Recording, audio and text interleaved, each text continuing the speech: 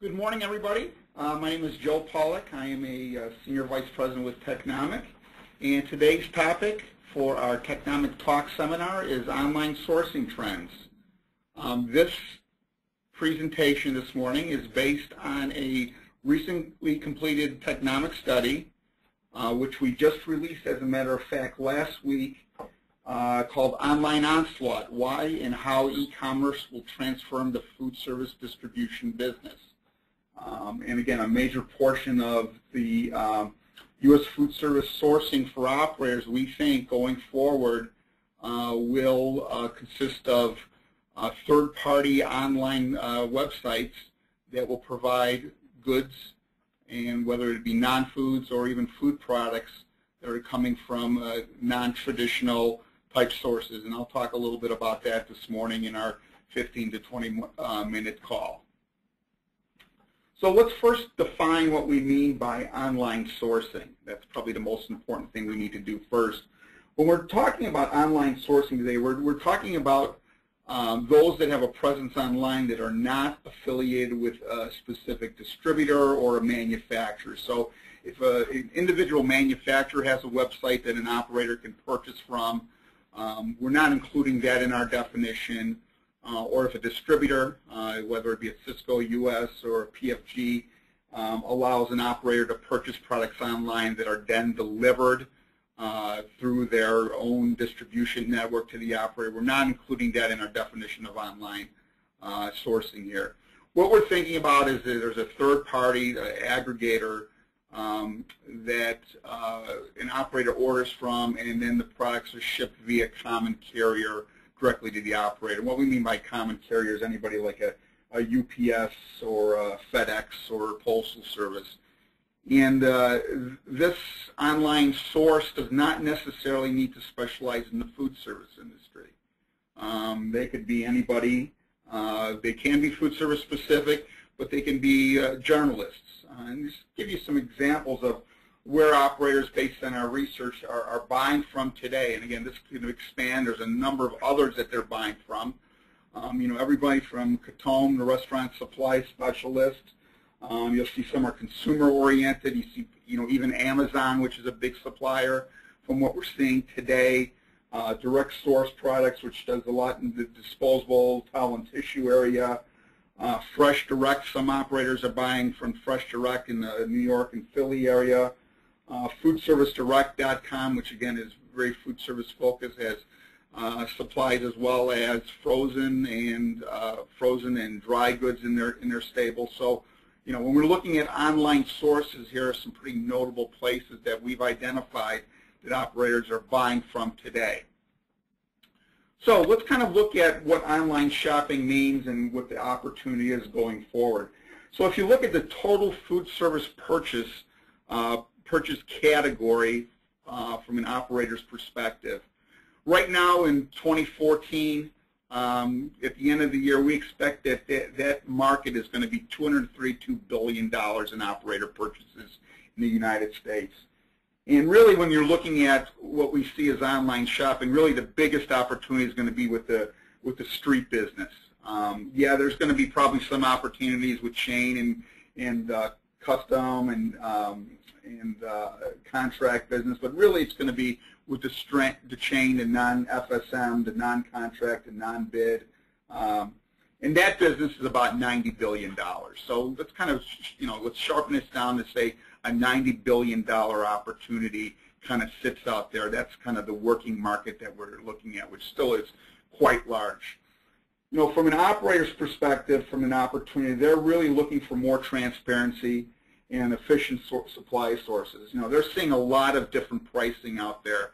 Their distributors giving them one price for a product. A competitive distributor may be giving them another one. They may be shopping at Restaurant Depot and they're seeing a third price. They go online and see another price. So transparency, is they're looking to get transparency from a pricing perspective. And they also realize that they're becoming a lot more sophisticated when they're looking at their typical broadline distributor pricing. They realize that there's a lot of other components that go on to the pricing that they're getting. Namely that there's some sort of pad on there that is from the tacked onto their pricing in terms of a manufacturer-distributor program that's adding to their pricing. So they're looking for lower price alternatives, and online shopping could or is offering that as an opportunity for them. And if you're looking at the business today, food service is a low growth, increasing cost industry. Commodity costs are going up. The industry is not growing at a very rapid rate, so it's definitely ripe for a disruptive entrance, one that can help reduce costs for the operator. And even if an operator shift a very small share to online, this could definitely impact. The impact could be disruptive, especially if you're looking at the current distribution, the distribution model within food service.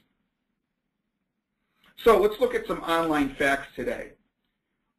Based on a survey that we conducted with independent street, non-contract, and non-food service management firm, non-commercial operators. So again, we're really looking at that $90 billion piece of the market. 1 in 4 say they buy online at least one time a month. Some buy multiple. So that's about, and the actual number is 27%.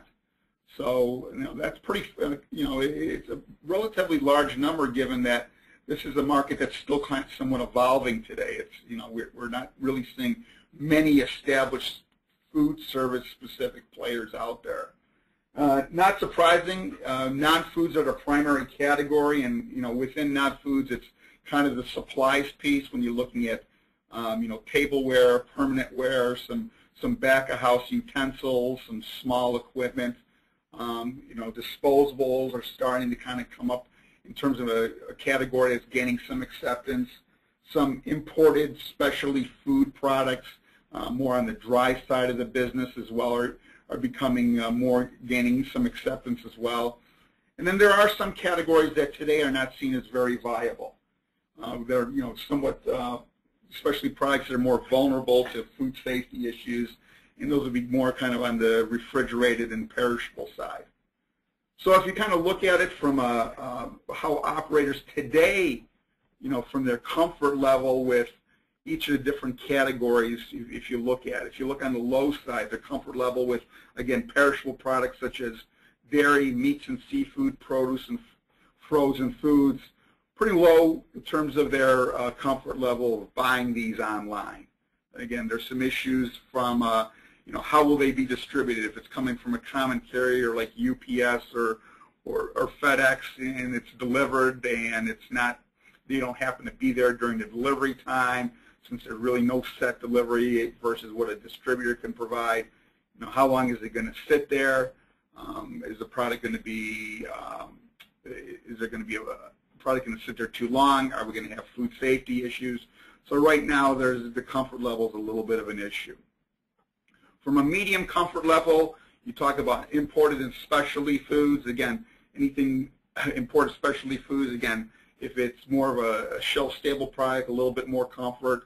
If it has some vulnerability to food safety, a little less comfort. And then beverages, again, medium, a little bit on the medium side there.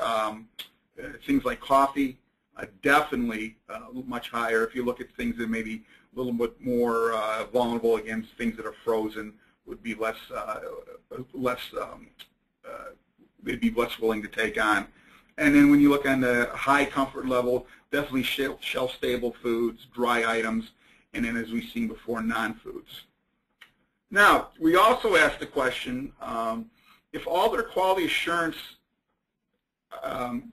issues are met, and what we mean by that is that, that there's some way that you can guarantee that products are going to be delivered when they're there, that they can be put in freezers and coolers, and there's some way that products can be monitored during shipment so no food safety breakdowns happen during shipment and delivery.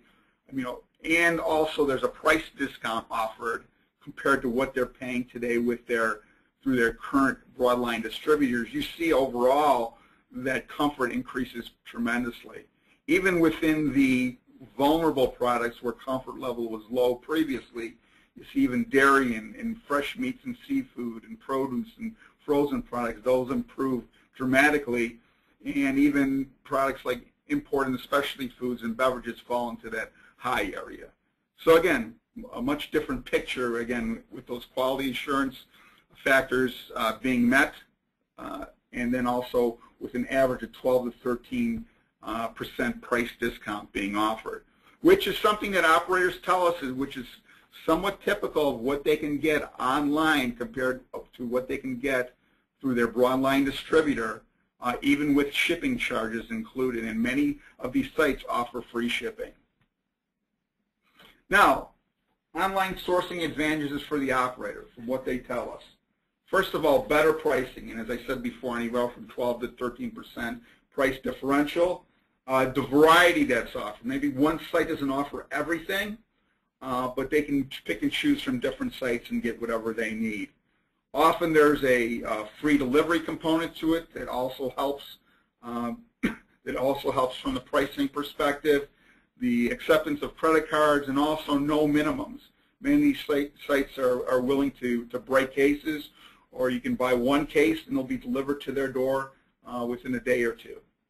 Disadvantages, obviously, they're not providing the service that a broadliner provides.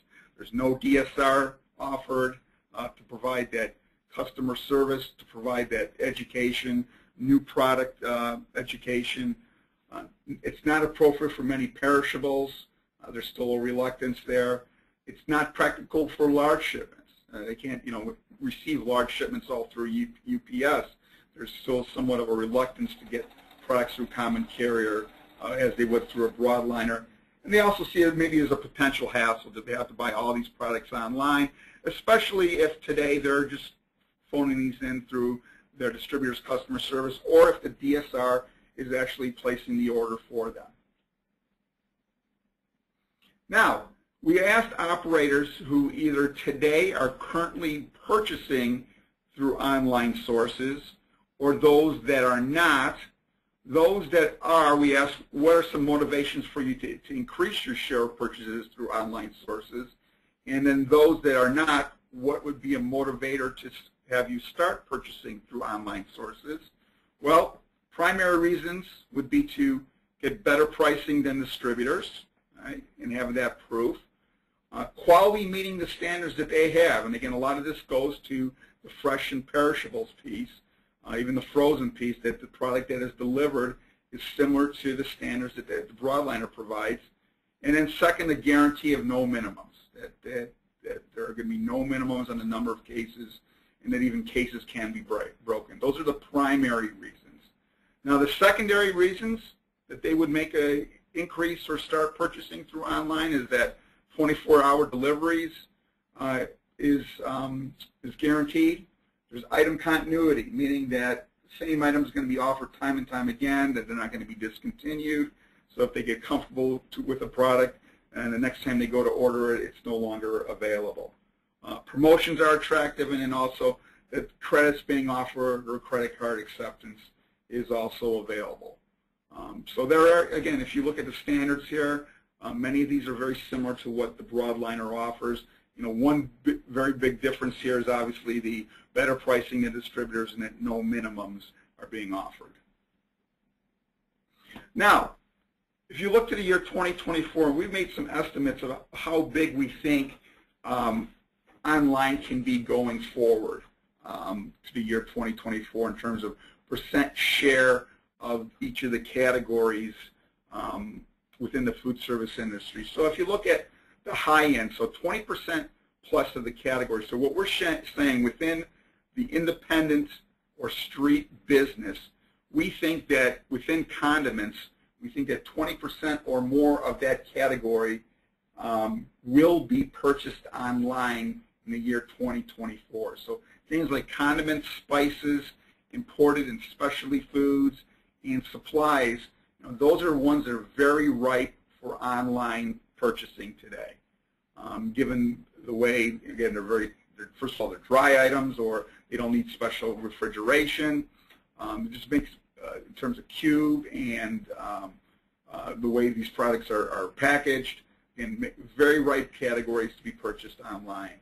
And if you kind of go through the other way on the continuum, other areas where we think we'll see less presence of online share. When you look at things like bakery, dairy, eggs, and produce. Look at frozen appetizers, entrees, frozen potatoes, poultry, and snacks. We do think there will be a presence there. And then part of the issue there is, part of the reason is, we think that technology solutions are going to emerge and establish themselves. Possibly some portable, transportable pods, or cost-effective insulated cases that hold temperatures for significant time that can be delivered through the distribution channel, through common carriers, so that temperatures are kept constantly refrigerated or frozen for a number of days in a case that allows for food safety assurance throughout the whole distribution channel. That will allow the products to continue to be safe upon the continued distribution. So if we look at the percentage of share of the total street purchases in 2014, today, it's about 2.5% of the total business, of about that $90 billion. By the year 2024, we think it's going to be 10.5%. So it will increase quite a bit. You're looking at a 20% compound annual growth rate over that time period. So it'll increase by fourfold over that time period, and that doesn't even include inflation.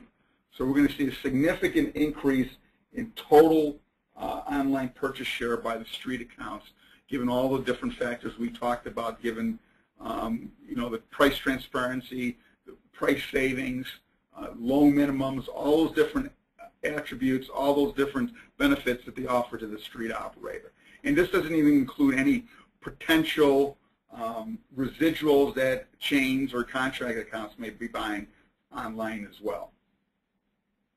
So, in terms of final thoughts, online is and will continue to change the nature of purchasing in the industry, especially among the independents.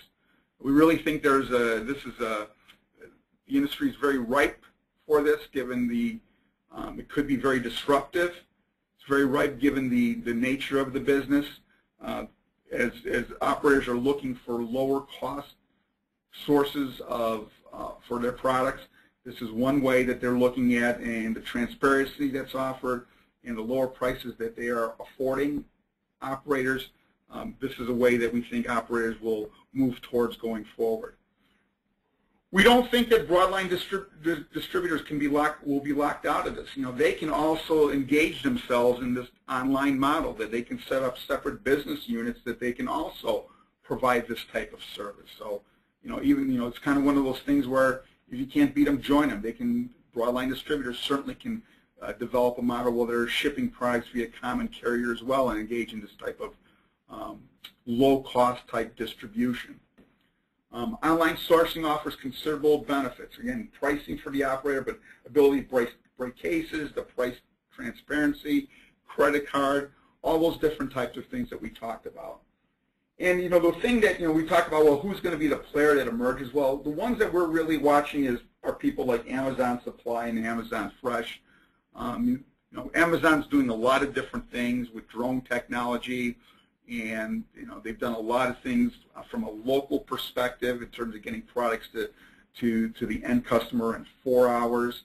When you start talking about perishable products in particular, that seems to be, especially at this point, the model that might be the most accepted with the operators. So we're keeping our eye very closely to see what they're doing and how they may expand that. But those are the two models that bear watching moving forward. So, in terms of the upcoming Technomic Talk webinars, we have 2 more scheduled. One on January the 20th, which relates to cost factors and labor issues. Obviously, both of those are very much on the operator's mind. Both of those are very pressing issues given the current state of the economic environment. And then on February 3rd, Future of Food Service, Change Drivers Transforming the Industry, looking more globally at food service and seeing how what are changing the face of the industry. So again, just want to remind you that the slides for this will be email to every participant today.